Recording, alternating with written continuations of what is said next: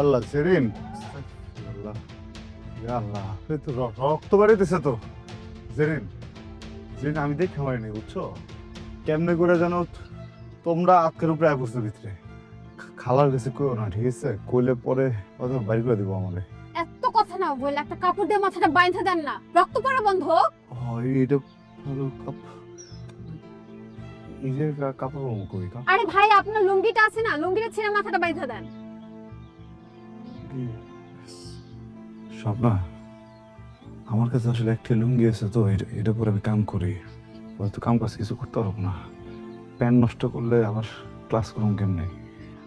আরে ভাই তোরা থাম তো, আমাকে কেউ একটু বাসায় দিয়ে আয়। চল এই একটা পাথর দিয়ে তুমি আমার মাথাটা ফাটাই দাও। চল।